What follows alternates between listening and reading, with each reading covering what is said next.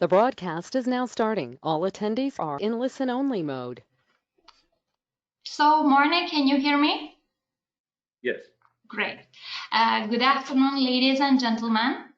I hope you're doing well and staying safe.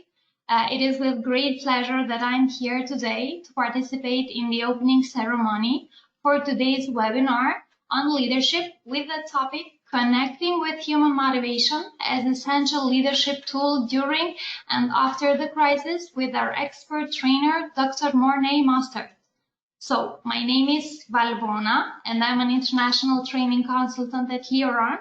I will be present during the upcoming 2 hours to ensure that everything runs smoothly. So if you have any kind of question, do not hesitate to contact me. Before we just start, I would like to introduce you to our expert trainer, Dr. Morne Mostert. I am pleased to announce that Morne is one of the leading expert trainers at LEORON on topics such as leadership cognition, decision-making, systems thinking, design thinking, future thinking, and advanced leadership. He has a professional career of over 20 years, and I'm positive that even someone of you might have had the chance to collaborate with him in the past. If you have any kind of question related to the topic, please write them down in the panel of questions, which you will see on the right one of the control panel. Mr. Morne will make sure to answer them by the end of the webinar. Also, kindly note that after the session today, you will be receiving your certifications of attendance on your emails. Thank you all, and wish you very informative and beneficial session ahead. Mr. Morne, the floor is yours. I believe you can start. Well, Bona, thank you very much. Ladies and gentlemen, good afternoon. Thank you so much for joining us for this exciting session. It's a great honor to be with you as I share some of the work that Valbona has indicated over the last 20 and more years. I've been with LEORON for over a decade now, and very excited to be part of this exciting webinar as we explore leadership dynamics in this crazy time, a time really riddled with great difficulty. And we're exploring a subject that was difficult before we went into the coronavirus crisis, and that is leadership. And so thank you very much for joining us for this session, and to LEORON for the invitation. And what I'll share with you, what I've decided to share with you is a very structured framework, and the invitation is really for you to use the time this afternoon to reflect on your own practice as a leader. The reality is, in all of these decades that I've been doing leadership work, the reality is that leadership is much more of an art than it is a science. The reality is that individual leaders need to make sense of their own world with their own problems, respond with their own decision making in order to become even greater leaders. And this work has been done all around the world in various places, in both developing economies and in developed economies, in many countries in Africa, in the GCC countries, in Dubai, Abu Dhabi, Saudi Arabia, Jordan, Kuwait, a whole host of Middle Eastern countries.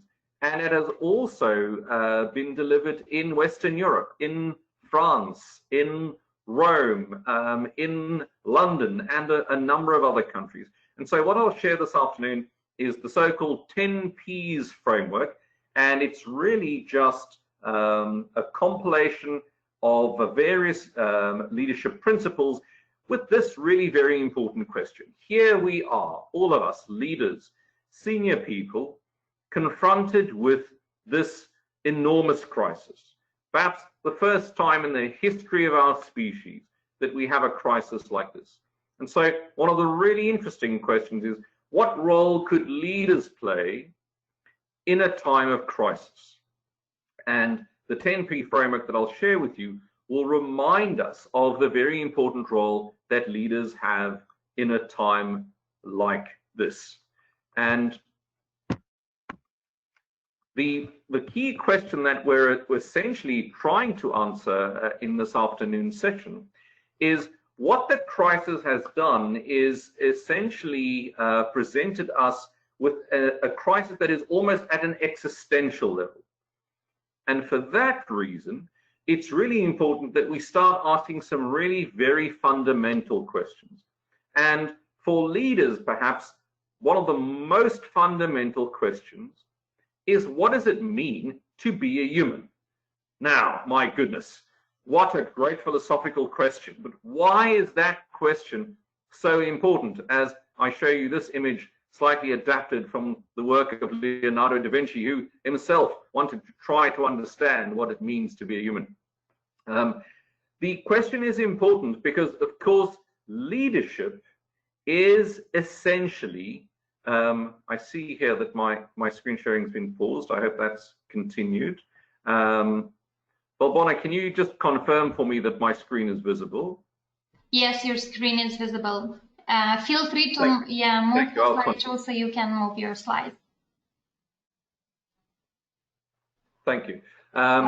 So the reason that it's important for us to ask questions about what it means to be human in a time like this is because leadership has many definitions, but irrespective of the definition that you're going to look at, leadership must be defined as a people-driven process.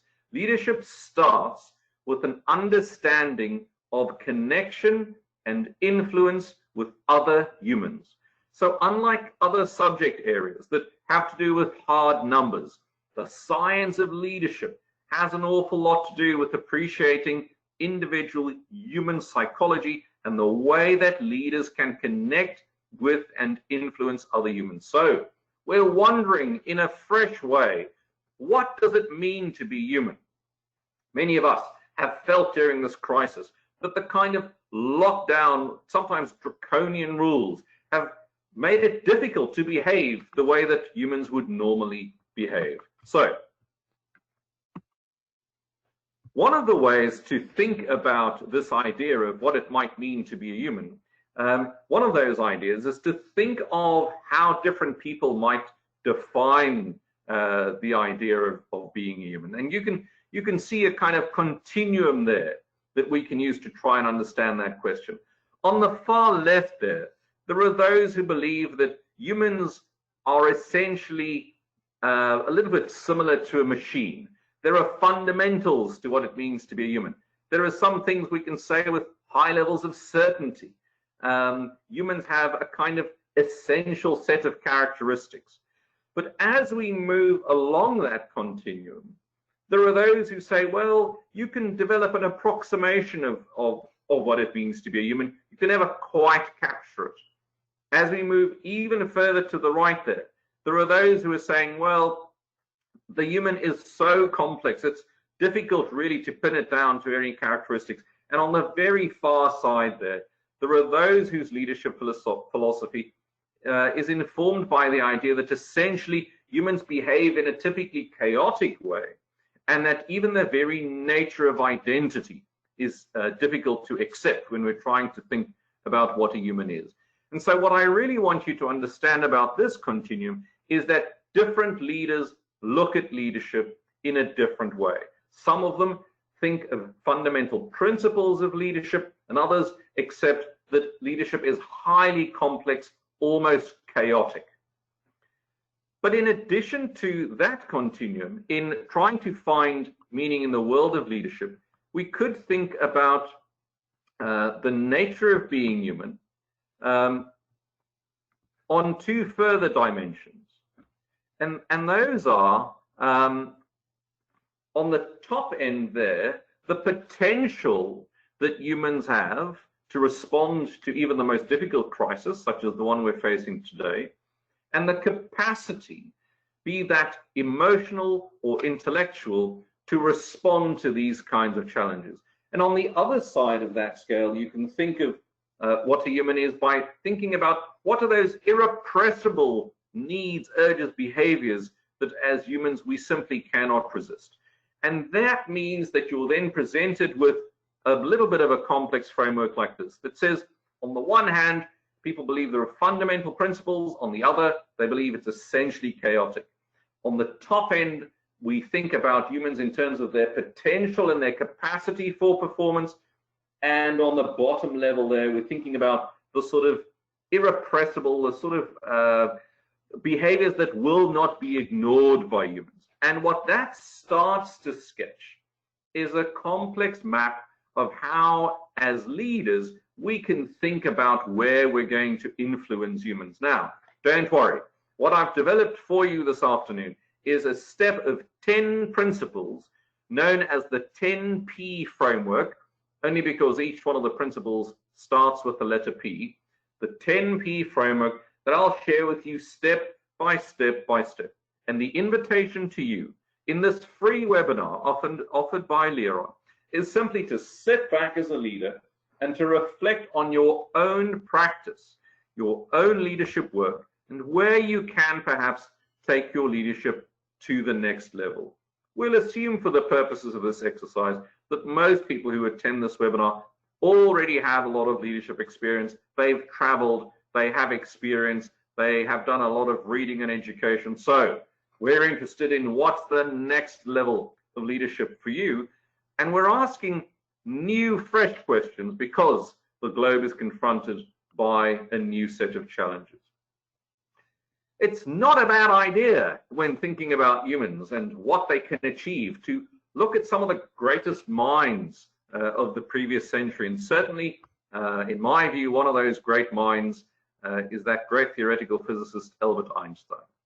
And in trying to imagine what humans might be like, Einstein's view was that to think about the future of humanity and humanity's access of that future, the first step is imagination. It's interesting that a man like Einstein, one of the smartest people in history, says that this is not about a formula. Humans' leadership is not something that you can figure out in Excel.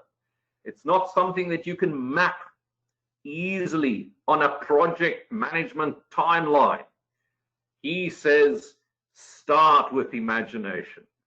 And in that way, he starts to unlock some of what our amazing species, Homo sapiens, is all about. We have this astonishing ability to imagine alternative futures. So, dear colleagues who have joined us this afternoon, here's the first very important question to you.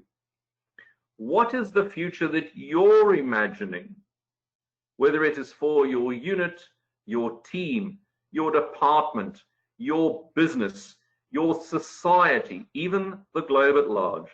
What is the future that you're imagining? Is that an attractive future? And are you sharing the future that you're imagining with those who are following you?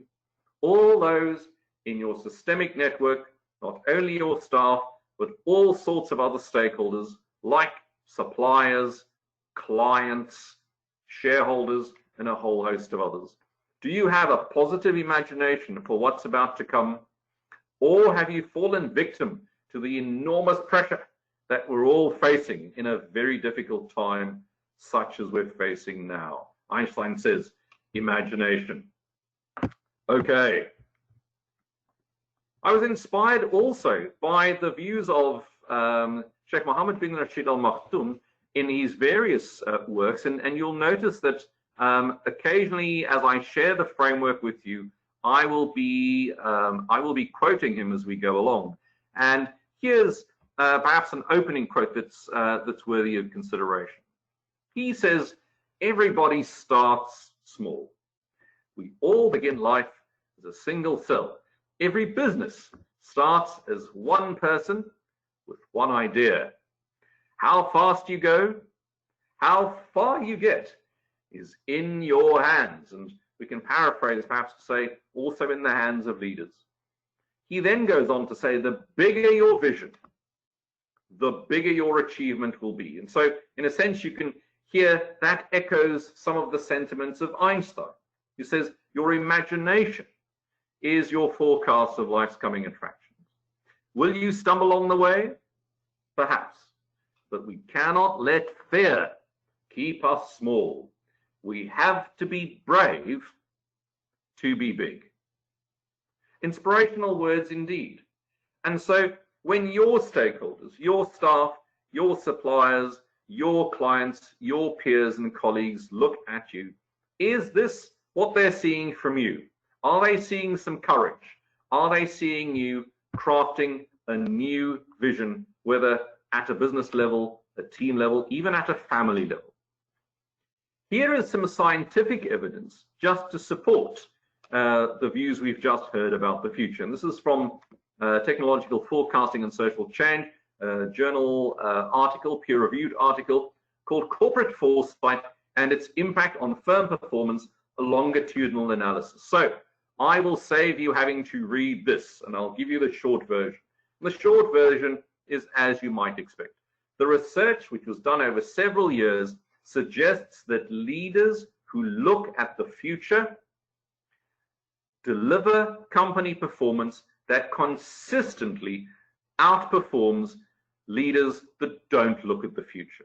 So that's a very important dimension that we're hearing both from the ruler of Dubai, from Einstein, from a number of scholars in the world of leadership. Look towards the future in an attempt to create that alternative future. Okay, so in the workings of the human mind, and of course the human mind is an enormously complex instrument, the workings of the human mind, what we're trying to understand is how the human mind can allow us to start to imagine alternatives. And one of the little techniques we use is a simple idea called vujade. Now, many of you will know the French idea, déjà vu, from the French meaning seen before. It's the idea that you come across something and you think you've seen this before, and so perhaps you can proceed based on previous methods.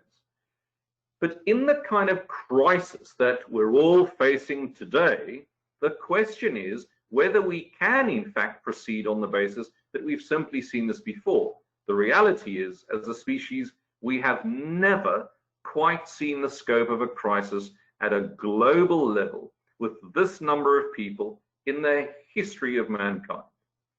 And so one of the implications is that innovation now becomes no longer optional. Innovation now becomes essential. And so the idea of vujade is really just a simple idea that says, rather as with déjà vu, where you come across something and you think you've seen it before, vujade says, even if you have seen it before, how could you look at it as if this is the first time you've ever come across it? Now, if we apply that principle to leadership, then we're asking, how can we take a fresh look at the fundamental dimension of leadership, which is other human beings, and how can we look at other humans as if it is the first time that we're seeing them? Why is that so important? Well, with a fresh perspective, that starts to open up all manner of new possibilities. That's, in a certain sense, one of the first steps to innovation, is to look at something that you've seen many times before and to imagine what it is like to see this for the first time. And so for the rest of the session this afternoon, we're going to look at humans. We're taking a very bold, creative approach. We're going to look at humans as if it is the first time we've ever seen a human. And we're going to try to imagine, if I had to lead other people, where could I connect in a scientific way? Okay, so why is that so important? Well, of course, we're leading in various ways. We're leading ourselves, of course, dear colleagues, our own careers, our own trajectories. We're leading our staff. We're leading suppliers. We're leading even those who are managing us in some degree. We're leading customers. We're leading shareholders, a whole host of stakeholders in this very complex systemic map in which senior leaders find themselves all across the world. And so dealing with this complexity, I think, is going to be one of the key skills for leaders of the future. Perhaps it's worth our time, colleagues, just to reflect very briefly on what we think a crisis is. If we accept perhaps that we're facing a current crisis with COVID-19. There might be some value in just thinking for a moment, reflecting on the very nature of a crisis. Now, what's very interesting is you can see from the Greek origins of the word crisis, it really originally had to do with the importance of a decision, the importance of making a decision. And that's why you heard Valbona in the introduction say that my work is in leadership broadly, but also very specifically in terms of decision making, specifically using thinking methodologies such as strategic thinking, futures thinking, and systems thinking. And so with the origins of the word crisis really based on the importance of a good decision in a difficult time, such as the time that leaders are facing today. Let's have a quick close look at how we can think about a crisis. Well, perhaps the first idea here is that a crisis is a sudden and surprising event or realization. It's sudden, which means that we haven't had the time. Think about Corona. We didn't have the time to prepare very carefully for this kind of global level pandemic. And it is surprising.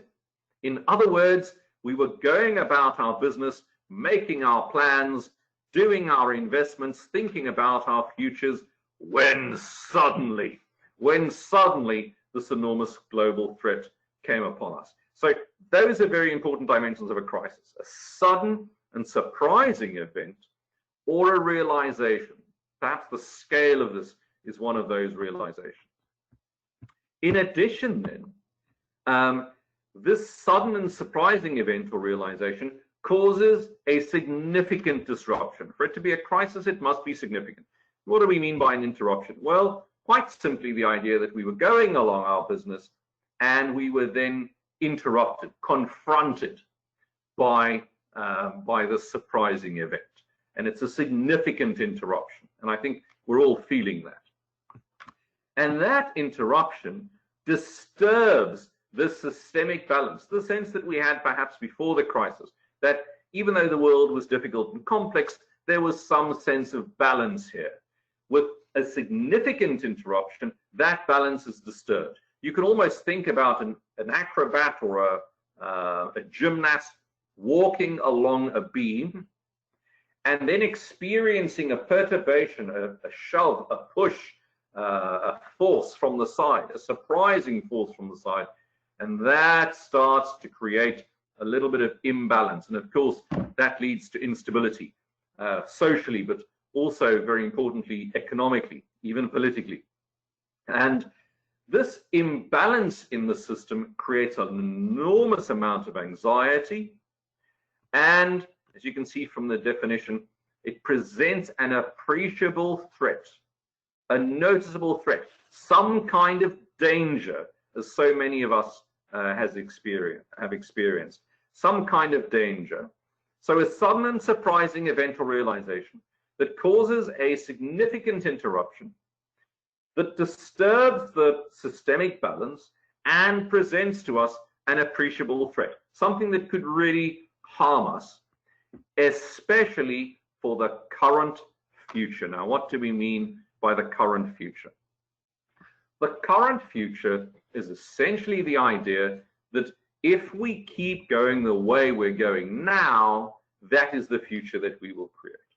So what a crisis does is it stops us in our tracks and it helps us to think about the idea that if we keep going like this, we will be facing a threat that will create a significant amount of damage for us. So if we take the context then of the global crisis, and if you're happy to work with that definition of a crisis, sudden and surprising event or realization, significant interruption, disturbing the balance with an appreciable threat, especially in the current future.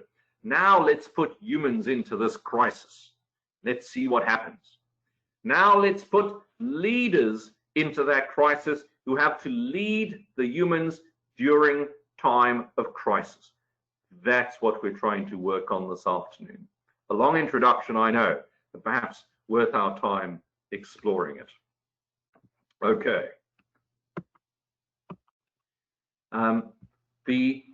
The important thing then to appreciate about this crisis and the impact that it will have on humans is that it is, in a sense, a stress test. You can almost think of holding a vase in your hands, and if you apply a huge amount of pressure to that, the cracks in that vase will start to show.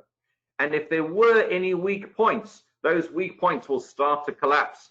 And so it's interesting to think of a crisis as a kind of stress test for our businesses, a stress test for our ability to lead and connect with others in a very authentic way. What a crisis further does is that it changes the way we think about time. Many of us had plans. I had my birthday a week ago. Of course, a few months ago, I had a great plan for lots of parties and celebrations. That couldn't happen. And what a crisis also does is it accelerates things. In other words, speeds up certain things, and it retards or slows down other things. Think about the acceleration, for example, in digitization over the last few weeks all over the planet, and how this has retarded things like the cash-based economy or elements like face-to-face interaction. So that's the crisis we're in. Now let's put some humans inside that crisis and see what that might mean to us. Well, one of the dilemmas with that crisis is that I mentioned to you the Greek origins of the word crisis about decision making. The reality of a crisis is that you have to make decisions, and of course you are making those decisions always in the present. The decision can only ever be made in the present. Even if you made it yesterday, it was the present then, or you make it tomorrow, it will be the present then. Why is that important to understand? Because the present comes with a lot of noise. Some of you will have heard the phrase, the new normal. Well, let's look at what Sheikh Mohammed bin Rashid Al Maktoum has said about this. He says, change or you will be changed. Leaders who neglect the good of their people will be forsaken. Leadership, he says, is a service, not a gateway to privilege. So when we make decisions of service in the present, the difficulty is we have all the noise of the day. We have the prophets of doom, the naysayers, those who say the whole world is about to collapse. Well, of course, as leaders, we can't afford for the world to collapse. The responsibility is on us to find alternative futures. But when we make those decisions in the present, we often base those decisions on the past. The difficulty with that approach is, as much as there is a lot of merit and value and richness in exploring the history, the difficulty is that the present day is not the same as the history. History has in fact already passed, as much as it still resides in our memories. But what am I making the decision for? Quite interestingly, I'm making that decision for the future. How strange is that? To make a decision always in the present, almost always based on the past, and certainly always in the interest of the future. What that illustrates is the complexity of making a decision, which is multiplied 100 times during times of crisis. So time messes with the way that we make decisions, and that makes it really difficult, especially with this enormous added pressure of the crisis situation.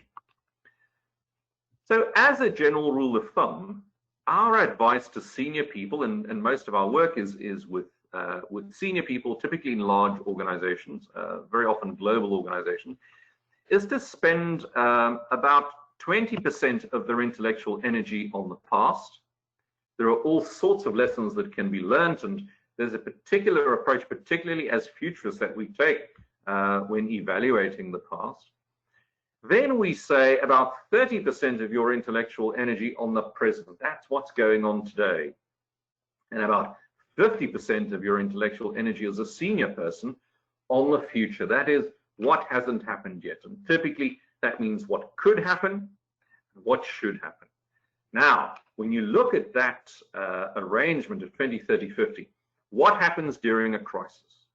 Well, during a crisis, that present number, that number of 30% of your intellectual energy, suddenly grows to 80 or 90 or even 95 or 98%. In other words, during a crisis, the present becomes enormous in our minds. My encouragement to you, dear colleagues, is to remember that there is a future and that the creation of that future is largely up to you, the leaders.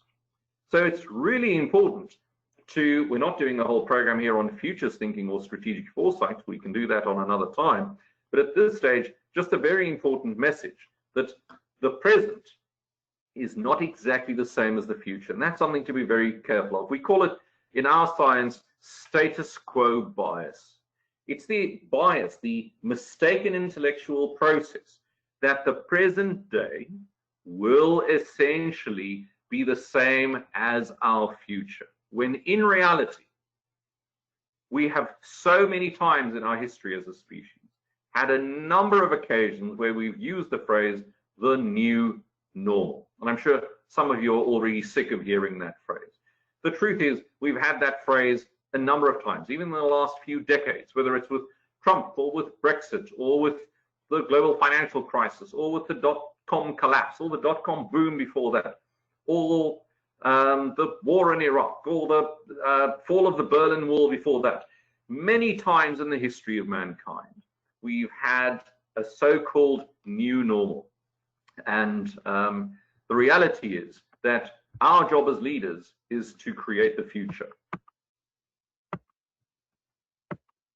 So we can do that by improving three kind of key elements, which we go into in a lot of detail on the normal leadership programs, such as the International Certificate in Advanced Leadership. And we can look at the cognitive side, that's the intellectual side, how do I solve complex problems? The affective side, that's the emotional world of the leader, and the behavioral side, that is quite simply, how do I do things differently? And if I do things differently, what happens? How do things in fact change? Intellectual domain, the emotional domain, and the behavioral domain. So let's start then on this framework known as the 10P framework, 10 dimensions in this very difficult question we're posing. What does it mean to be a human? 10 dimensions of the 10P framework, and I will go through them with you step by step by step. The invitation to you, dear colleagues, fellow leaders, is to ask, how can I respond? Is there anything in each one of these 10 dimensions? And the reality is, not all 10 will be relevant to all people on this webinar. The truth is that some of them might be more relevant to some people than to others. So, in our quest to understand if we as leaders are leading creatures called humans, what makes these creatures human?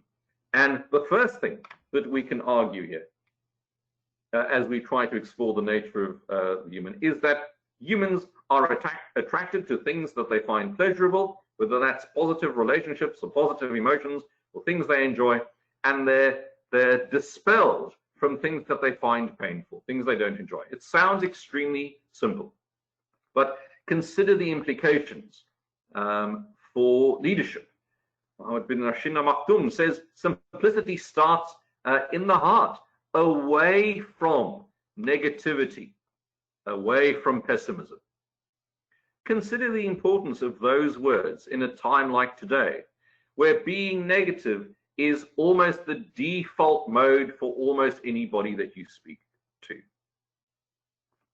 And what we're reading here is that we need to move away from negativity and pessimism. So, as a leader, this is tough, right? Leaders also, of course, experience the dilemmas, the challenges of everyday life. And it's difficult for us, but it is really our job to wonder about where the optimism is here. And so when I reflect on the following 10 things, of which this is the first, the key thing to understand is we will look at elements that humans are attracted to, and elements that humans are dispelled by. Why is that important? As leaders, we're trying to influence the intellect, the emotion, and the behavior of those around us, whether those are staff or suppliers or any other stakeholder. We're trying to influence the hearts and the minds and the hands.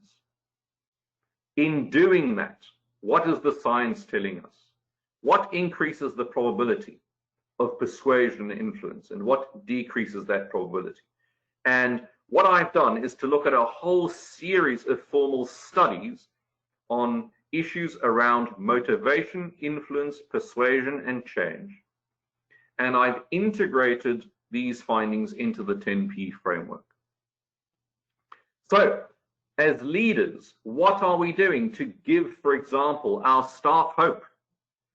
To give optimism to our suppliers? Look at what Sheikh Mohammed bin Rashid Al Maktoum says here. I believe that positive energy and optimism helps us to take up any challenge in life and to succeed in even the most difficult tasks. I also believe that positive energy is contagious. We can transmit it to others. So colleagues, when your staff are engaging with you, whether it's through webinars like these or on Skype or WhatsApp or Microsoft Teams or Zoom, can they feel from you a sense of optimism about the future? Or are you making yourself guilty of falling into the trap of utter negativity and pessimism? Okay, pleasurable, exciting future then. Can we imagine those? The next thing that we could argue that all humans are attracted to is the idea of profit. And I don't just mean the financial kind of profit. Sorensen at MIT identifies 4 types of profit. He identifies, of course, the financial profit, and naturally there is some uncertainty regarding that, but also let's just look at the 3 others. The one in the bottom left there is an expression perhaps that we've seen from many people in times like these, and it illustrates anxiety, nervousness, uncertainty about the future. And what Sorensen argues is that leaders have the opportunity to make people be influenced by their ideas if they're able to reduce their anxiety. So, in your work, dear leaders, what is it that you're doing to help people to find some sense of certainty and security in an attempt to reduce their levels of anxiety? Or are you perhaps guilty that you have joined the general anxiety of the rest of the world and that you are portraying that in your engagement with your staff? So that's financial profit, certainty or peace of mind profit. The one on the top right there is time. Time, an enormously valuable example of profit. And is it possible when you're sharing team objectives, for example, with your own teams or other stakeholders, that in the way that you're presenting that you're saving them a little bit of time? We know that time's been really difficult to manage for families, for example, who've had to homeschool children and had to clean the house and look after all manner of things around the home. Is the work we're doing and the work we're delegating to teams, is that work adding value, or is it simply adding cost and time? Is there a way for us to help them to save some time? And then the one on the bottom right hand there, to save people, of course, some work. And what I think the crisis has done, and in fact should do, is to help us to revisit what is essential work. What is essential work? What is absolutely necessary for advancing our team or organization or business unit or even our families? And is there work that's perhaps not as necessary as we are now realizing? Let's hear again from Mohammed bin Rashid Al Maktoum. He says, life is an extraordinary gift some people appear not to appreciate. In every breath and scent, every touch and sight, we are gifted by new experience and the chance to feel the richness of experience. The richness of experience. When we engage with staff as leaders, dear colleagues, Are we giving them a sense of profit in its broadest sense, not only financially, but also in the reduction of anxiety, the availability of time, and the focus on essential work? That's number 2. Let's move to number 3. There are only 10 of these. Let's move to number 3. This is a little bit of a strange one for certain senior people, and it is the universal human need for play. This one, I have to say, sometimes takes a little bit of convincing for some senior executives who have become all too serious and adopted a very serious stance towards life and all its challenges. But it turns out the research suggests, as humans, we like to have fun. It's an enormously powerful motivator. We like to enjoy ourselves. Now, of course, as you become a more and more senior person, work tends to take over. It consumes even the time that family once used to take. And this is just an encouragement, a reminder that, of course, as humans, we like to enjoy things. We like to have a bit of fun. That's not to say that our problems are not serious. Of course, they are very serious. But if you look at, for example, some of the recent marketing research, there is an enormous amount of work that supports the idea that if you can get the customer, for example, to experience some sort of fun when engaging with you, that will make them much more easily convinced of your ideas. Even Mohammed bin Rashid Al Maktoum says we may not live for hundreds of years, but the product of our creativity can leave a legacy long after we are gone. And to be creative is not, I'm afraid to tell you, serious business. As serious as the results are, the process of creativity is not that serious. And so it's one of these, this is one of the reasons why gamification, for example, has developed as an enormously powerful trend in a whole spectrum of leadership science. Even the Romans had the idea of homo ludens, in other words, playing humans, having fun, finding a way of turning some of the desperate seriousness into a little bit of a lighter moment. One of the reasons for that is that what seriousness does to the mind is a very dangerous thing.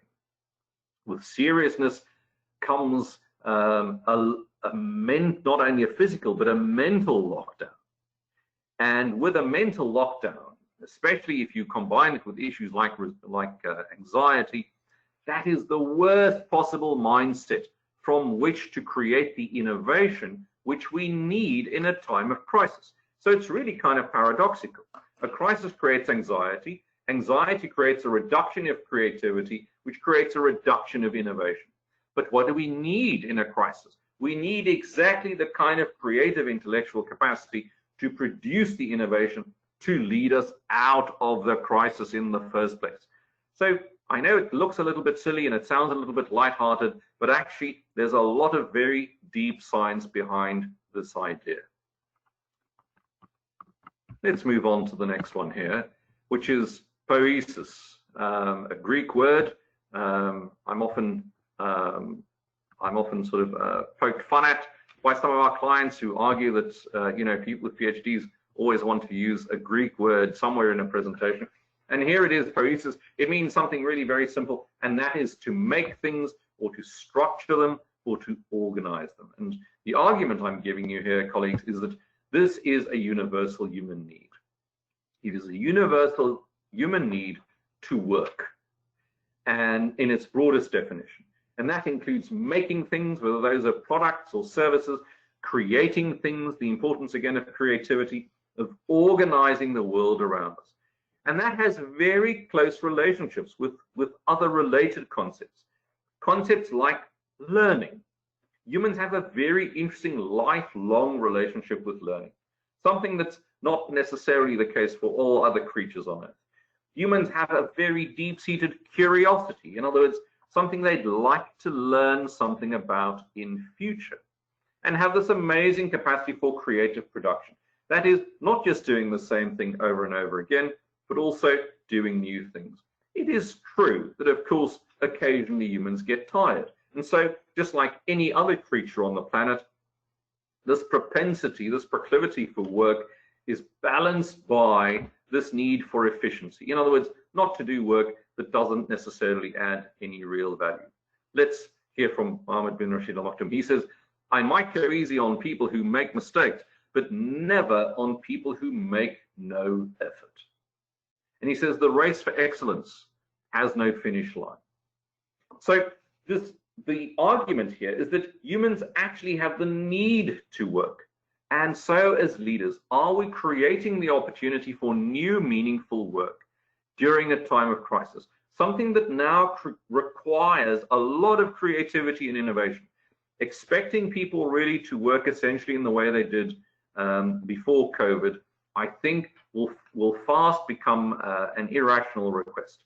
Are we giving people an opportunity for meaningful work that is inspired by learning and curiosity and creative production? Right. Back to Einstein, as he says, the true sign of intelligence is not knowledge, but imagination. He introduces that idea of imagination again, just to support the idea that creative work, especially in the rapidly digitizing world that we have now entered, will become increasingly important. Number 5 here, the universal human need for protection, for safety, for security. This is something we all need, the desire to be safe, to feel a sense of comfort with our environment. Something that relates to security and protection is the need for some degree of predictability and certainty, something that's particularly relevant in a time of crisis where, in fact, certainty has gone out of the window. Can any of our habits still apply in a time like this? Mohammed bin Rashid Al Maktoum says, good leadership puts the interests of the community as a whole before those of any specific group. In other words, their interests, their security, their safety, their protection. Credibility of leadership, he goes on to say, can only be established through action and not words.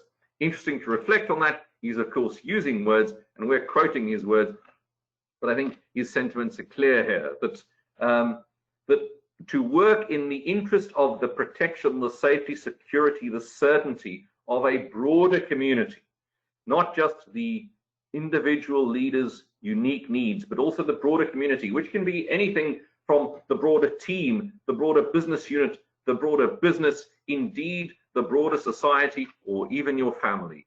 That, he says, is an important dimension of leadership. And in our view, also scientifically, a universal human need. So we've gone through the first 5. The last 5 won't take nearly as long. And then we'll start opening the floor for some observations, comments, and questions. The next principle here, the next P, is prominence. And what we mean by this is the universal human need to stand out from the crowd.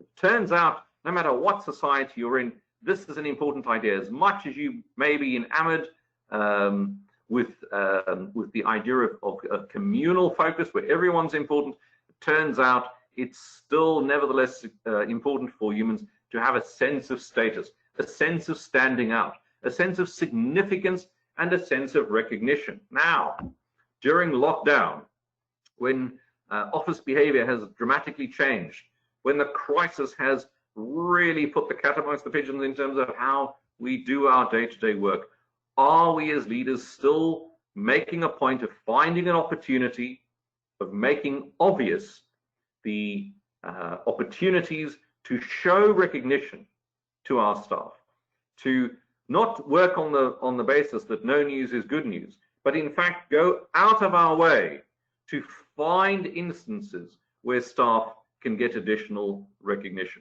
where we can appreciate them as significant contributors to the business, where we can enhance their status somehow, even through creative awards programs or even just with a word of encouragement. Mohammed bin Rashid Al Maktoum says Dubai, for example, will never settle for anything less than first place. There's that enormously powerful drive to be prominent, for status, for significance, for recognition. Are you giving your staff that opportunity during a crisis like this.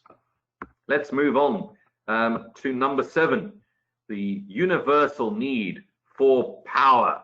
And this must be broadly interpreted. I'm not just referring, of course, to political power here, or the power to control others, but with a bit more nuance, perhaps the need for influence. And that influence is applied sometimes in a very subtle way, but in this case, what it means is the ability to influence the world around us, to have, even though we can't control everything, some control over some of the dimensions of our world, and to feel that we have an impact on the world around us. It turns out all humans want to feel that. And that power is relevant in terms of leadership on others, but it's also important to note that people also want a sense of power over themselves. It's called autonomy. And in fact, almost all studies on motivation suggest that if we can help people to become explicit about where they can exercise power over themselves, this enhances their motivation. With the enhanced motivation, the likelihood that they will be persuaded by their leaders simply increases. So, are we making it explicit to our stakeholders, our staff, where they can have influence, where they can exert a degree of control, where they can somehow impact the world around them, where they can have autonomy of themselves, of course not in all aspects, but in which aspects can they have that? Where can they influence others, and how can they influence their situation? Mohammed bin Rashid Al Maktoum says, whoever convinces himself that he is not worthy of first position has doomed himself to failure from the very beginning. And thereby, he is encouraging us to exert the power over ourselves, to be active shapers of the world around us. So let the pandemic, therefore, not hold all the power. Moving on to number 8, the universal human need for pairing. In other words, this is the idea that humans are essentially social creatures. We have what the Romans called appetitus societatis. In other words, the need to be among other humans. Now, during the lockdown, this need was enormously frustrated by the kind of difficult rules under which we've had to live and work, and perhaps to some degree in the future will continue to be. But humans have a need to be among other humans. We are a social beast. We have a need to belong. We have a need both to show empathy to others of our species and to receive a sense of empathy from those around us. So, dear leaders, are you reminding the staff around you that they still have a place in your organization, even though many of them have been working remotely, for example? Are you reminding them that despite their physical absence, there is a psychological, social connection which the enterprise, the organization, even the country has with its citizens, or the organization with its staff, just as you might do in a certain sense with a family member? Are we giving them a sense of belonging and the idea that despite the fact that they've been physically absent, we still allow them a sense of belonging in our community? And are we demonstrating empathy for the great difficulties they're experiencing? If we quote again Mohammed bin Rashid Al Maktoum, there is a world of difference, he says, between a leadership that is based on love and respect, which is all about others and pairing with others, and a leadership that is based on fear. And so there's an encouragement for us to reflect a little bit on how we are ensuring that those in our community, whether they are staff members from the lowest levels right up to board members, shareholders, suppliers, and other partners, franchisees, franchisors, any other kind of relationship in the broad community, that they have a sense of belonging, that they play an important role in this broader social community that we call our business environment. And then number 9 It turns out, this one is a little bit tongue-in-cheek, this image, of course, but number 9 is the idea of parity. It turns out no matter what culture you're from, anywhere in the world, whether it's in some of the deepest, darkest African spaces, or in the Middle East, or any other place in the world, we have a need for parity. In other words, for a sense of fairness. We want things to be somehow evenly balanced out.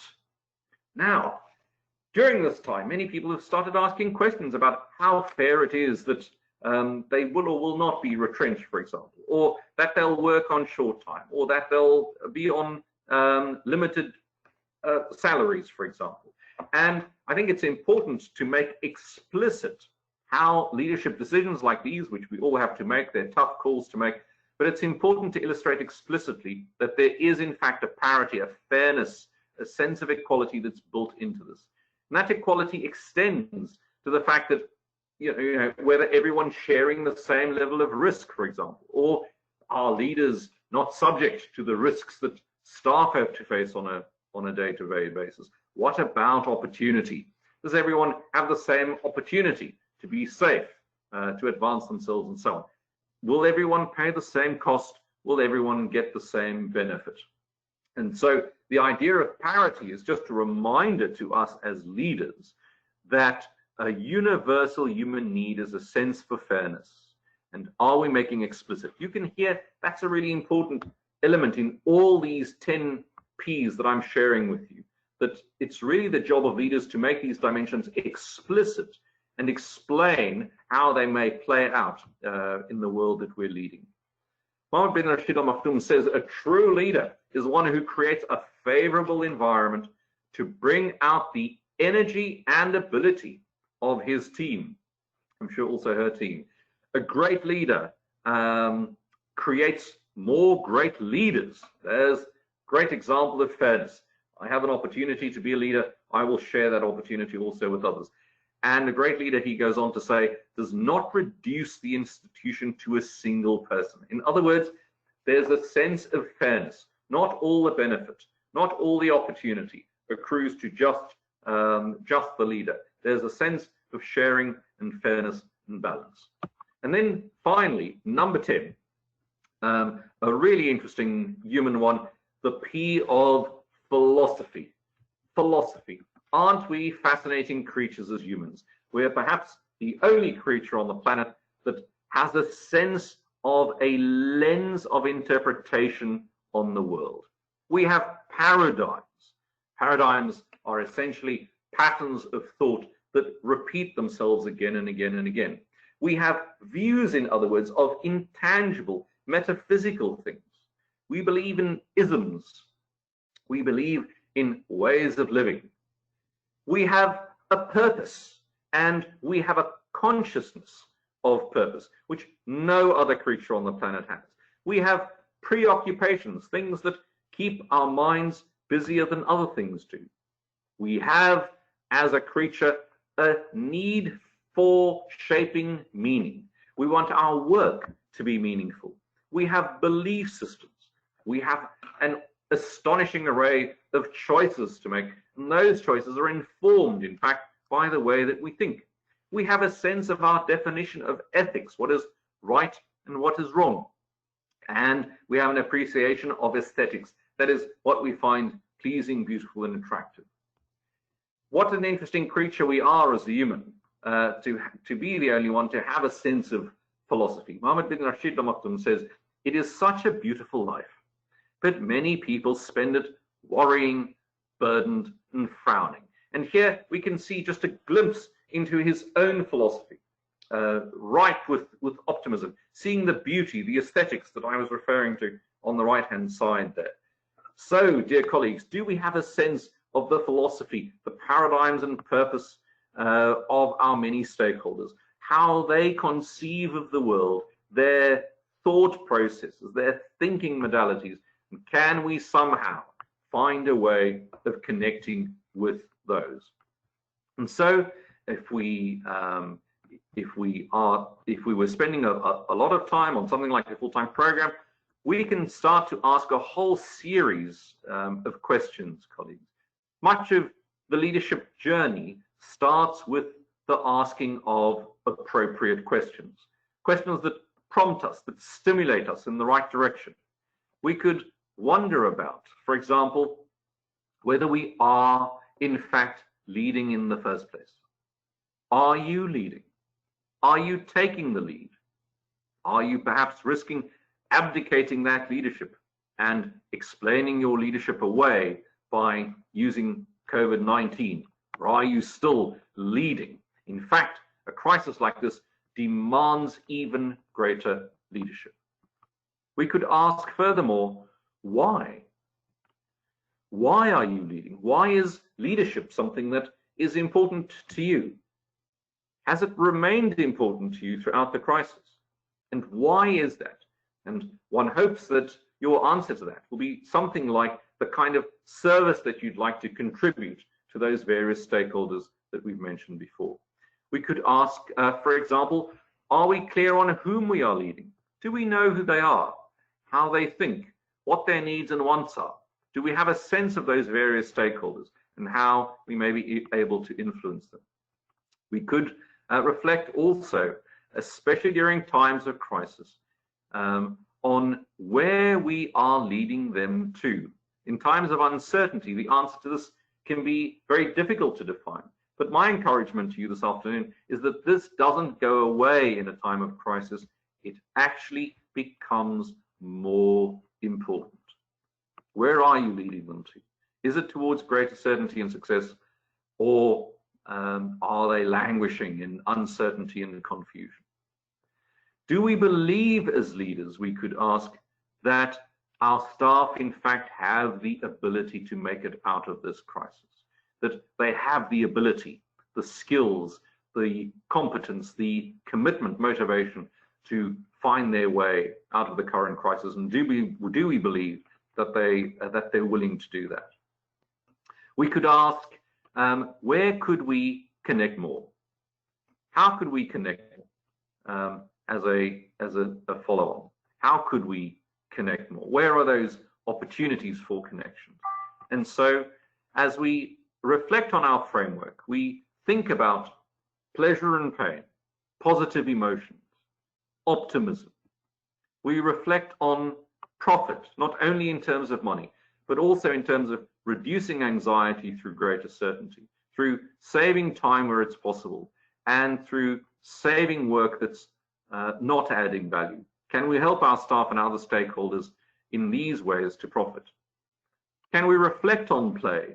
Think about those fun elements of the work that so easily can get lost when the pressure of the crisis is always looming. Can we think of poiesis, in other words, the human need to work and to produce and to be creative? And can we encourage our staff to do that and in fact recognize that need they have for that creative work? Can we make a contribution in enhancing their security in any way? Not because we want or can rescue them, but only because we want to give them a sense of psychological security, a sense of certainty. Is there anything that we can say with a higher level of certainty? Can we help them to understand that they are prominent? Can we encourage and enhance their status, make them feel significant and recognized in a very difficult time? Can we make sure that they feel a sense of power over the world around them, but also indeed over themselves? Can we make sure that they remember that they are an important part of a social community and that we value them as members of this community? Can we make sure that the way we're doing things exemplifies absolute fairness so that their motivation can be enhanced? And can we, colleagues, have a sense of where their minds are, what dominates their thinking, and how to connect there? The 10P framework. Colleagues, it's been an absolute pleasure sharing this framework with you, and perhaps in some of the time remaining, we can allow for some comments. So if I could invite you in the chat section, please share with us some of your comments. Perhaps many of you are vastly experienced, internationally traveled, enormously educated. You have had an experience of leadership for many decades, and you've had an experience of leadership during this time. Please share with us your observations. What have you learned? What have you discovered? What works? What doesn't work? Please feel free to share your wisdom with us.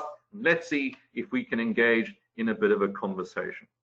Balbona, I'm going to ask you to reflect on the chat activity and to see if there's anything that you can observe. William, we have 2 comments from our attendees for today's webinar. We have Mr. Trad Al-Kata, who wrote, I think that sharing goals and implementing either the employee engagement or a quality of real leader. This is the comment number 1. Thank you very much. And can I just quickly respond to that? I love the idea of sharing goals. Sharing goals rather than just announcing goals. Goals do a few things. The first thing they do is they give you a sense of the future, where things are going. And if you're able to share them, it gives people a sense of clarity, and it gives people a sense of pairing, a sense of belonging to the community that now has some clear goals for the future. That's very valuable. Thank you. What else have we got, Albana?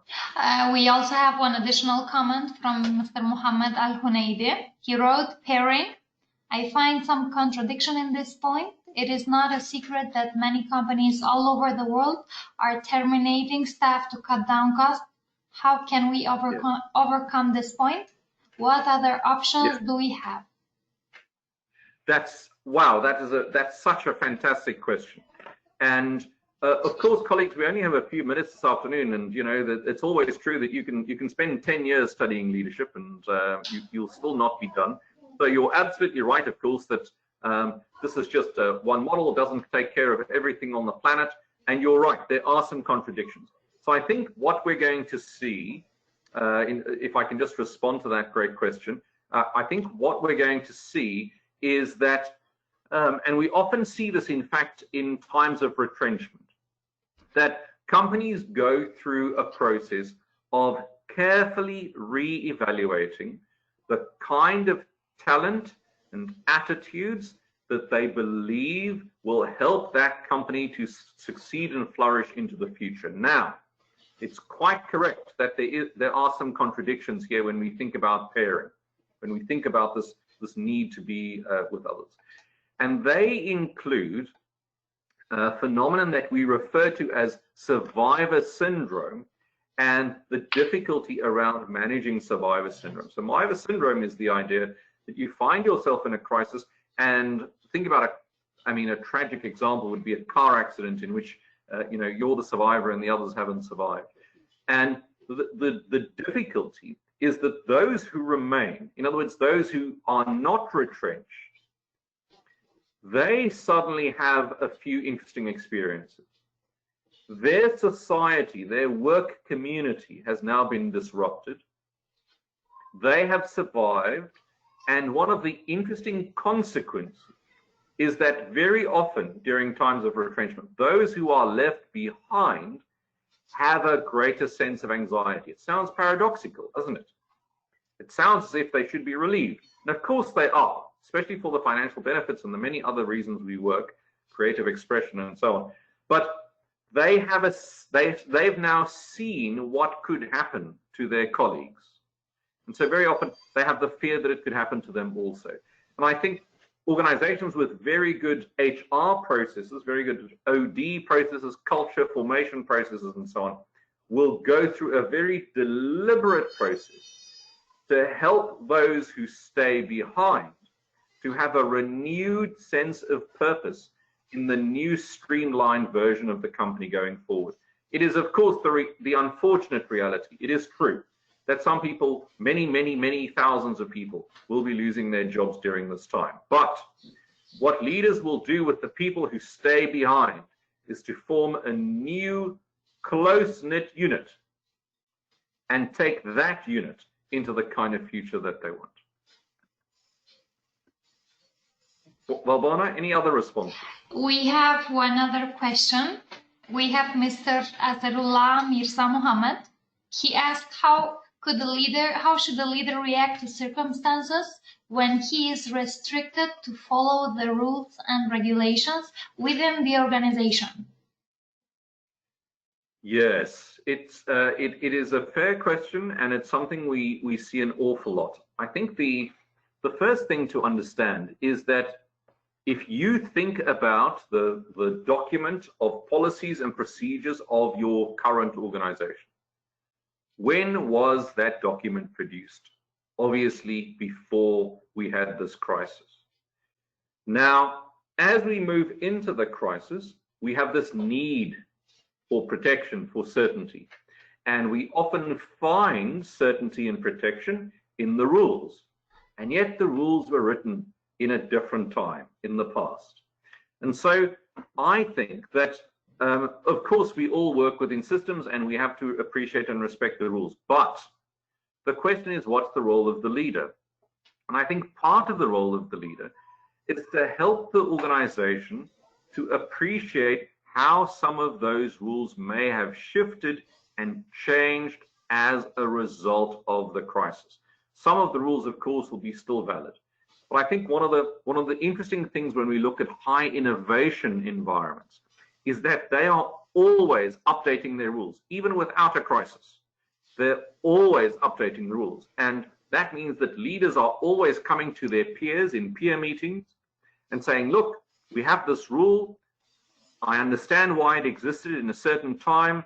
Perhaps this rule has now outlived its time, and perhaps we need to replace it with something that makes a lot more sense. So my encouragement to leaders is not to be slaves to the rules, but in a very positive, optimistic, contributive spirit, attempt at least to propose new, innovative, fluid, flexible, agile rules that respond to the new reality. Organizations that will not be able to do that, I'm afraid to say, will be overtaken by organizations that have an agile response to the rules. Having said that, I understand also that organizations have important rules. Some of those rules are legal requirements and, of course, cannot be moved at all. But the issue here is not whether leaders can or can't do something. It's not a binary issue. It's really about finding the opportunity where you can make a contribution and then working hard to indeed make that contribution, and bringing outdated rules to your rule-making peers, to governance structures, governance committees, for example. Bringing those outdated rules and stating your business case for why those rules may need to be updated, I think is one of the valuable contributions that leaders can make in the sort of world that we're in now. Balbona? I'm here. We have another attendee, Mr. Mohammed El Gohari, who wrote, transparency in sharing information is imperative, should listen carefully to frontliners, not just their supervisors, as loyalty comes only from true care for your staff, not just empty promises. Isn't that a wonderful thing to say? And also, I particularly like that idea of the frontliners. It touches on so many of those issues that we've addressed. It gives people a sense of importance and prominence, even at more junior levels, that their voices are being heard. And it's very often the case that frontline staff see things in their engagement with customers, for example, or on the shop floor, on the factory floor, on the production floor, that people in higher levels of management simply cannot see. And so I want to underline that and thank you for the observation, that the voice of the frontline is a very valuable input into overall leadership decision. Of course, that doesn't mean you're surrendering your decision to the frontline workers, but input from frontline workers give you a much richer perspective when you have to make those difficult decisions. Very good. Balbona? Then we have Mr. Amir Khan, who wrote, thanks, Morne. No question. Nice session. I enjoyed the optimism in your thoughts. Thank you very much. Then we have again Mr. Mohammed El Gohari, who is asking for your feedback. Instead of layoffs, companies should find innovative ways to recycle their employees.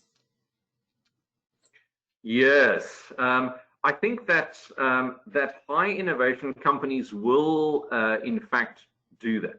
It also depends on how good your hiring practices were in the first place. So if you were the sort of company that had a lot of people there that shouldn't have been there actually in the first place, then I think it's going to be very difficult to avoid layoffs. But if you look at so-called unicorn organizations, those organizations that go to sort of $1 billion in less than 24 months, one of the practices of unicorn organizations is that they do exactly as the question suggests, which is that they hive off certain groups of talented people and dedicate those people to high innovation projects. And so it may not be possible for all organizations and all staff in organizations, but I do think that leading organizations, remember, as futurists, we're always thinking in the longer term. We're not just thinking for the next few weeks. And so many fantastic countries in the GCC region are doing exactly that, thinking really longer term. And so one of the big risks is to think short term, let go of your high innovation talent, and then in 2 or 3 months you're just hiring them back. Well, now you've destroyed the trust. You've disrupted processes. Your talent matrix is completely messed up. It might be worth your while to invest in those high talent individuals with high innovation capabilities, even if you have to give them special projects to work on. What we will see, I think, in some high innovation companies is we're probably going to see on certain kinds of consulting services, that use of external consulting services coming down, and then the use of some of the high innovation individuals inside the organization to deliver some of those research services and consulting services. So I do think that if you're going to be lazy about this, it's really dangerous. If you're the exco and you're saying to your managers, guys, I want to know from you which 10% you're going to cut, in the next month. I think that's a very risky strategy. It'll be much more useful to have some kind of framework that you'll use to think about people's culture fit, their motivation, to think about their unique skills. It might actually be worth, it might sound strange to you, but it might be worth in a time of crisis to do another skills audit so that you can see exactly where those hidden talents in the organization were and how you can perhaps use them now that we're in a different time. Interesting question. Thank you, Mark. So we have another question. This punishment during crisis should be reconsidered due to the limited opportunities. It's a very cryptic question, but I do think that's right. Valvona, was it punishment? Should punishment be reconsidered? Yes. Yes. Yes, I think that's true. I think in a sense we've all been punished already, right? These are tough times. So I do think that, of course, and this is a philosophical issue, but I do think that a care and concern for people is really important during this time. And companies that are able to demonstrate an organizational quality and character of care and concern, I think those companies will have a lot of relationship equity going forward in the long term. Companies that will abuse, in inverted commas, their staff and blame COVID-19 for that abuse, I think they're going to suffer some consequences in the long term, even though they might win a little bit of cash flow in the short term. So yeah, I think our philosophy of people and the way we'd like to treat, especially our talent, but of course, if we can afford it, everybody, it's unlikely that we can afford it, but specifically how we treat our talent, that's going to have long-term consequences. We have an additional question. What about the need for treating relationships with the people of a community and organization with a scene of diplomacy, and does that way help reinforce parity? Yes, what a lovely question to introduce diplomacy into the leadership dialogue. Thank you. That's a lovely concept. It's something that the phrase typically works in sort of the international diplomatic environment. But I do think that a kind of nuanced approach, a sense of decorum, a sense of sensitivity in a time like this will indeed contribute to pairing. It will, I think, help a lot with parity. It will make people feel that sense of belonging.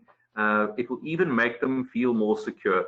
You know, I'd go as far as to say that even if you absolutely have done all these best practices and you've looked very strategically at your talent and your longer term organizational strategy, and you still have to let people go, well, there's a way to do that. And doing so in a way that reflects diplomacy and sensitivity to the needs of people is just so much better than, you know, defending some kind of organizational rudeness only because we have the crisis.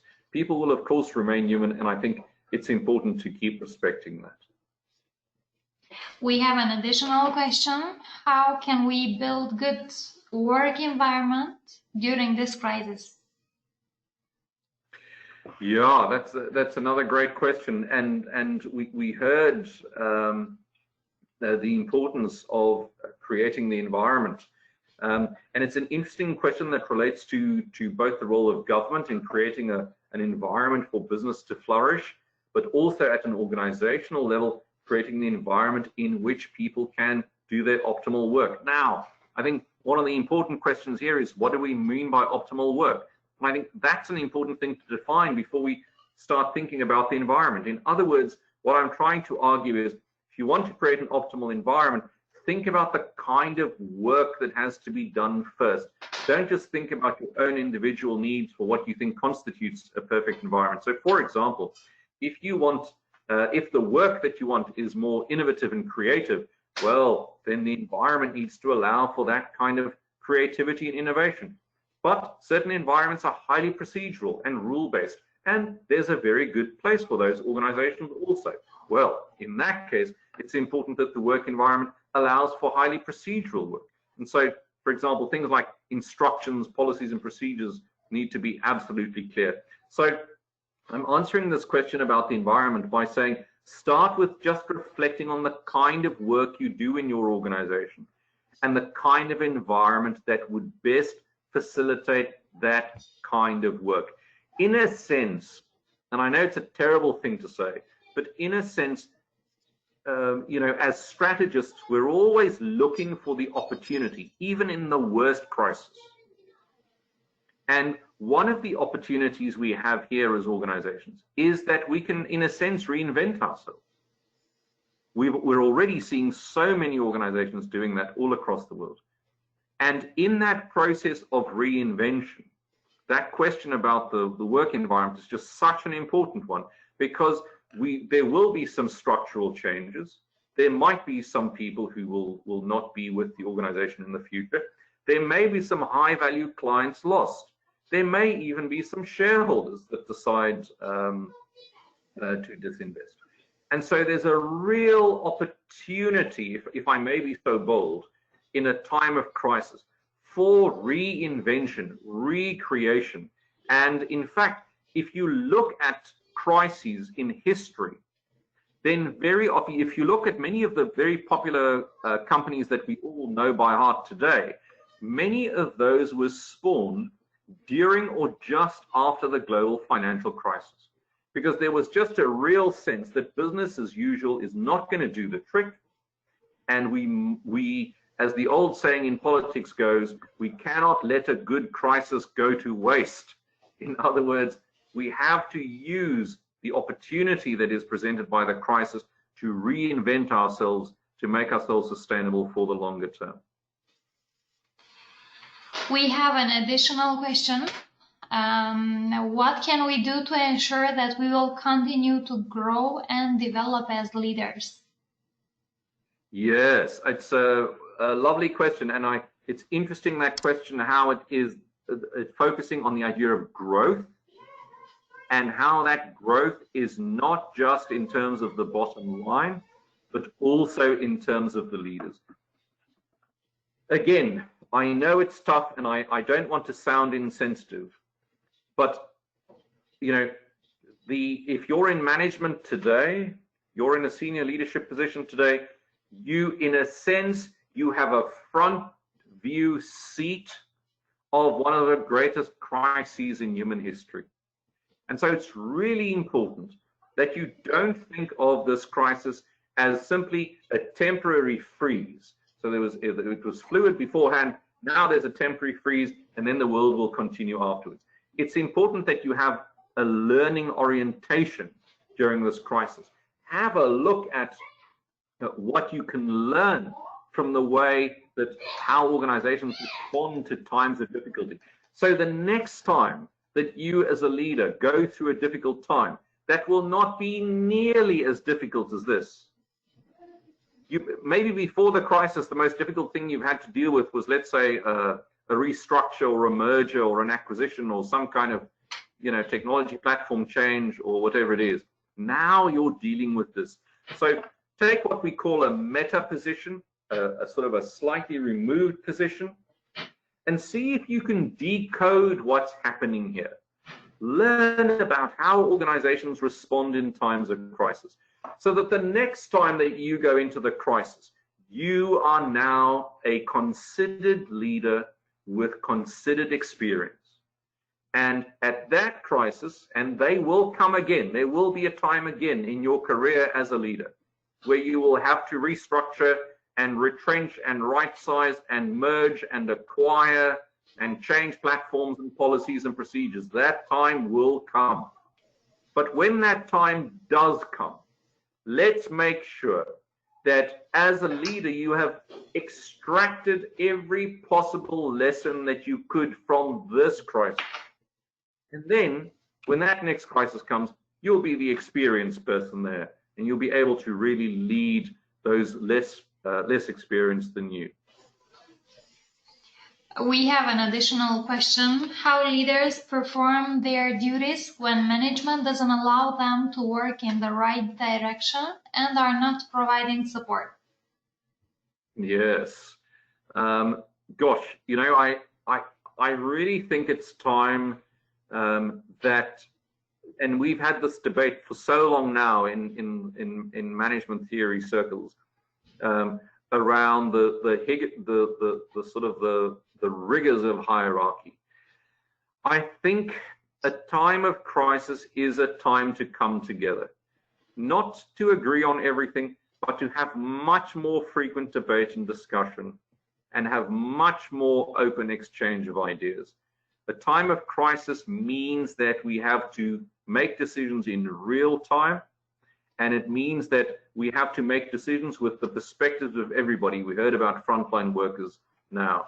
So I think for leaders to be humble in a time like this means that that very strict hierarchy with the very top leaders and the senior ones and the middle ones and the junior leaders and the low, entry-level staff, I mean, those hierarchies have their place and there's a reason that they exist.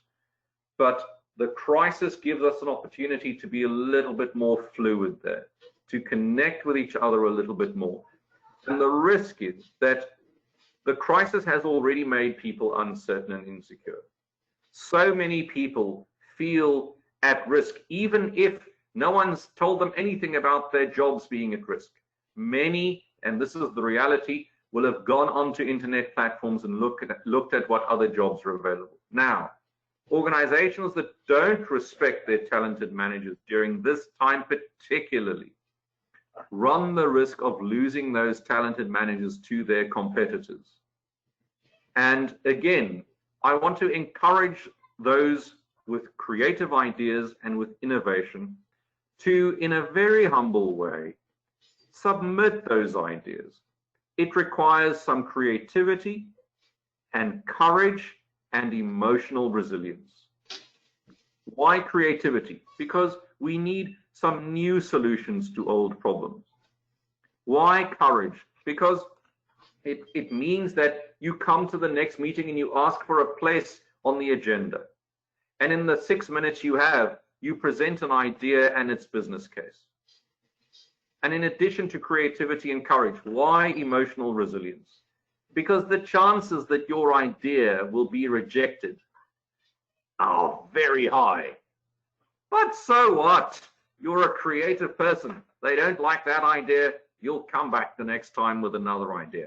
And so I really want leaders to understand that we're in a rough ride. We're going through rapid waters, white waters. It's white knuckle stuff. We're holding on to the side of the roller coaster. And that means that because it's not business as usual, it's a golden opportunity to be creative and courageous and have emotional resilience.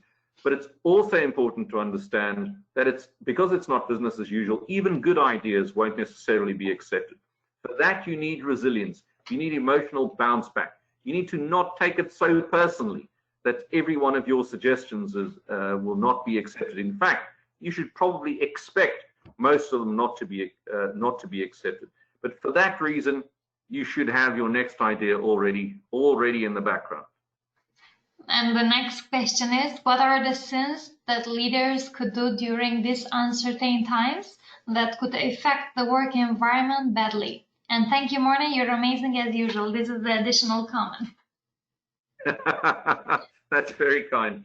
Was the question, what are the sins, S-I-N-S? Yes, sins. Yes. I think that, if you look at the usual sins of leadership, they have a lot to do with massive egos. They have to do with arrogance. They have to do with the idea that some people believe they somehow know all the answers. In a time of crisis, think about a military situation. Let's say, an area is under attack, God forbid. What happens when you're trying to make a decision under a crisis situation? The worst thing you can do is phone in somewhere from the head office and say, this is what we're going to do next. That's not to say that the head office doesn't have a voice. But the big issue in crisis decision making is that it is real time, with real-time data constantly being updated. So I would say big ego and arrogance is maybe one of the biggest sins that leaders can commit during this time, because the crisis requires multiple perspectives, managers, but also frontline, but also top leaders, and real-time perspectives, real-time data, high levels of agility. So bureaucracy and arrogance in a time like this is very unlikely to succeed. We have an additional opinion from one of the attendees. He wrote, we have a huge challenge of cutting short the cost and reduce manpower.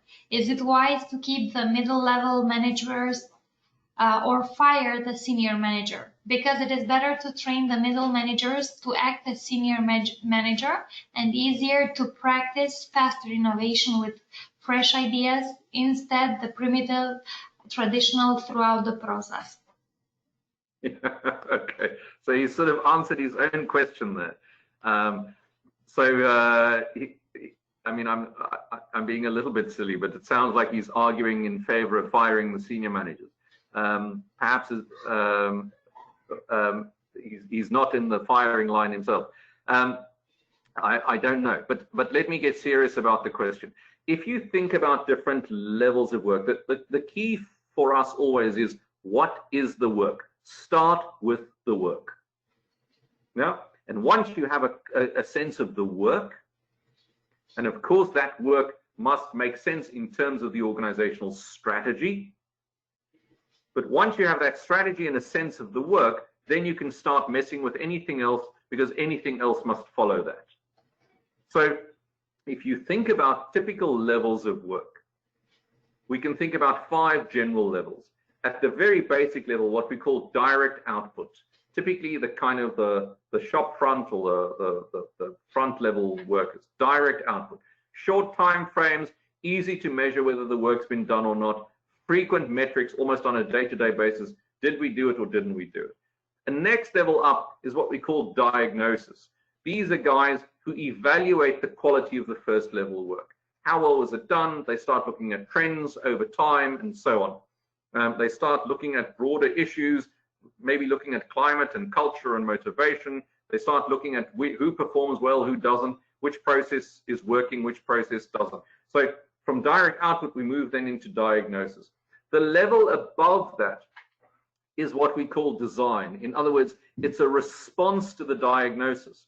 So if we have the fundamental level work, that level's been diagnosed, what's the design that would respond to that diagnosis?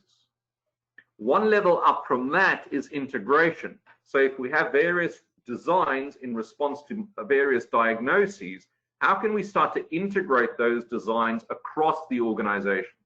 And the next level up from that is growth or global growth considerations, and the level up from that is global consideration. So when we think about levels of work like that, that might help us to answer this very difficult question.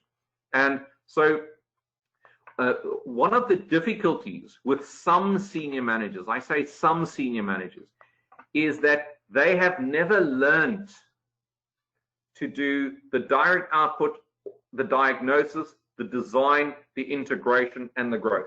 There's somehow, some of them got there by surprise, and some of us are not sure how they got there in the first place. I say some. Some others are brilliant. I've worked with some amazing managers through LEORON over many, many years. So I think the way to answer that question is, let's hang on to the people who can, as managers, move up and down that hierarchy. In other words, people who can diagnose, design, integrate, grow, and then move back as well. From grow into integrate, design, diagnose, design, integrate, grow. The managers who are able to have that kind of agility, I think, are the managers that should be kept around. So irrespective of where you are on the hierarchy. We have another interesting question, which is, what is a leader's best asset?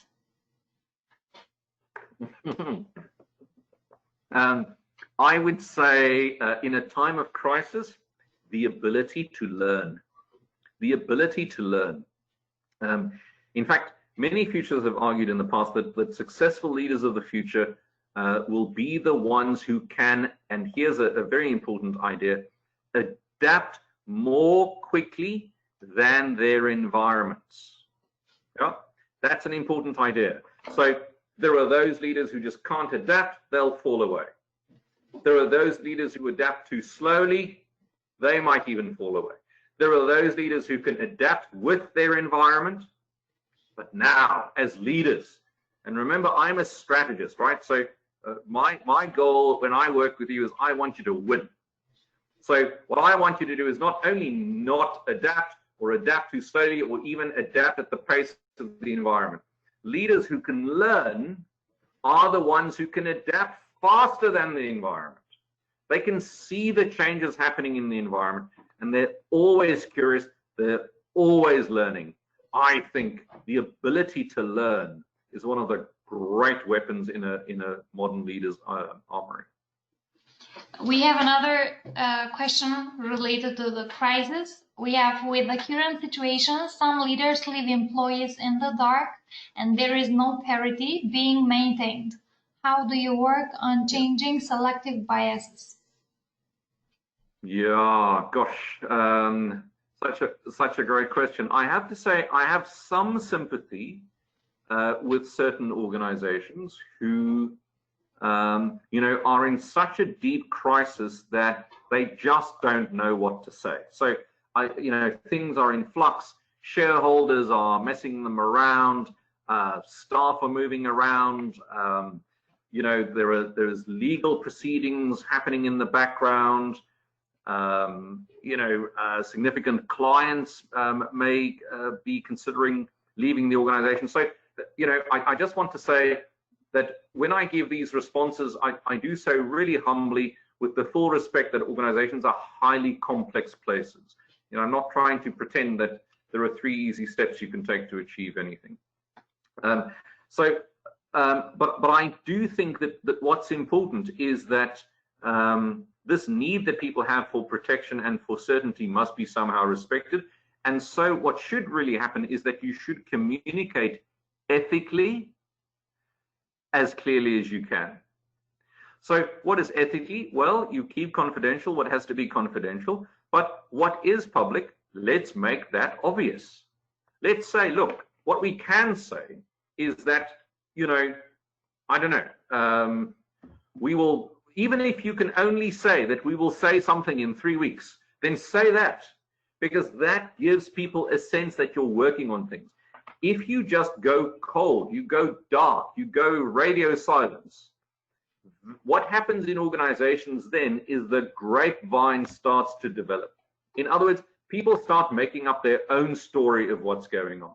And that risk is actually much, much greater. So there's a real risk that you become a black box, that all sorts of strange stories start to develop about your organization if you don't communicate. I think very strategic communications means that people are always thinking about the frequency of the message, the quality of the message, including its clarity, and the key stakeholders of that message. So I think strategic communicating organizations in this time will think very carefully about crafting messages on a much more frequent basis, and to sculpt those messages very specifically for different kinds of audiences. To say, for example, and you can think about a classic sort of communications matrix and think we want to communicate, let's say, to staff and to managers and to high value clients and to, let's say, all other clients as another segment, and to shareholders, for example, and maybe even to government. And so if those are our key audiences, what is the frequency of messaging? And of course, during crisis, the frequency of messaging should go up, not down. People expect greater frequency of communication, not less frequency. So what's the frequency of communication? What is the message? And what is the trajectory of the message? So in other words, where am I leading people to in my messaging strategy? And I think with a sort of strategic communications mindset like that, things like reputation of an organization remain intact. And when the crisis is over, I think those organizations will be praised for the quality of their strategic communications, whereas those who have gone into radio silence will suffer some reputational damage. We have another opinion, which is creating positive and healthy environment is very important at this situation. It is the leader's role to lead his team with trust and open to ideas that will help in keeping the business ongoing. Running thin is very challenging. That requires being patient and careful with some of the decisions. Yeah, gosh, I mean, I completely agree with all of that. You know, decision making requires a lot of care and concern. And I completely agree. I think that's actually a strong observation. And you know, I think that the thing that leaders are starting to realize in a crisis like this is, you know, that leadership is almost a real-time piece of work. Yes, you have a philosophy, you have a style, you have an approach, you come from a certain expertise, you have certain objectives, but together with that, it's such a fluid art. It's almost real time. And I think we've seen with some organizations in the world who just do that so beautifully, that they're able to take in various perspectives, respond meaningfully and ethically and honestly. I think those organizations are going to survive into the future. But yeah, I agree with that comment completely. We have another question by one of the attendees who asked, do you believe in forming a crisis committee? Yes, I do think it's valuable, you know, but I think it's important that that crisis committee must be, and one of the, I mean, the sort of the logic behind a crisis committee, and maybe Valbona will just take one or two more questions and then we can Definitely. close. Yeah. The reason for that crisis committee is that what organizations sometimes try to do is they try to think which operations can be ongoing and which considerations must be given to the crisis. And so there's almost a kind of parallel decision-making process happening. And the reality is that with those processes that can continue, you don't want to disrupt those processes with the madness that comes with the crisis management. And so for that reason, it's actually very valuable to have a crisis committee. And that crisis committee should be comprised of as many different senior level people as you can from various areas of the operation, and must have a way to get information from various levels inside the organization, including the frontline staff. So I think the crisis committee is an excellent idea, and that the chairperson of that committee should sit at an exco level for the foreseeable future. And you know, there may be some expertise you can find for that in the risk committee, but the important principle is to think which operations can continue more or less as they were, and what needs to be considered in that crisis committee, so that the whole organization doesn't feel like it's in crisis. And the last question for today would be, should we set a new target for the year, or leave it just the way it is, and push employees to achieve the same? Wow, I think if you are still asking that question, then you must be in a very luxurious position, because the reality is that for 99% of companies, that question's already been answered. So and the way it's been answered is undoubtedly we've had a dramatic cut in the outlook. So I don't think there's any economy on the planet that hasn't had a dramatic revisioning of its global domestic product, for example. But that doesn't mean that that's true for each individual company. So there are companies, think about online buying platforms, or online delivery platforms, or any organization that was just about to peak before we went into lockdown, that was kind of a hyper digitized platform. Those businesses are actually flourishing during this time. If you look at, let's say, you look at I don't know if we have anyone from Shopify, but you look at the Shopify share price, for example, during this time, absolutely going through the roof. So the reality is we were in a more or less stable system. That system has had a disruption. That disruption means an absolute review. And I do hope that the person who asked the question is in a position where they're able to revise their targets upwards rather than downwards, like most of the planet. Lovely question. Thank you. Yeah, so I believe it's time to wrap up as we are running out of time. So dear all attendees, on behalf of LEORON, myself and Dr. Morne Mostert, it has been a grand pleasure to have you today, and we are honored that you have been part of the leadership webinar, Connecting with Human Motivation as an Essential Tool During and After the Crisis. We hope to have met your expectation and even exceeded the same, and we hope that you have gotten the most out of this experience. We have 2 more upcoming projects with Dr. Morne in the upcoming weeks. The second one is another webinar on foresight and futures thinking. The topic is scenario development in a time of crisis. We are relating it again to the crisis as due to the situation we are in. This event will be on 23rd of June, which is next Tuesday at the same time, 5 p.m. Saudi time.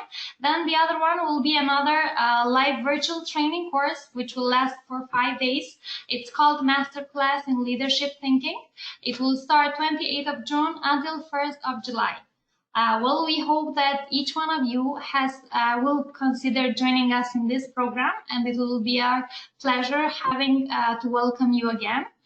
We hope that you have enjoyed the webinar and that our collaboration will not end here. Have a lovely evening ahead. Stay safe, and thank you again. Bye-bye. Shukran. Thanks, everybody. Thanks, Philbana. Thank you to you as well.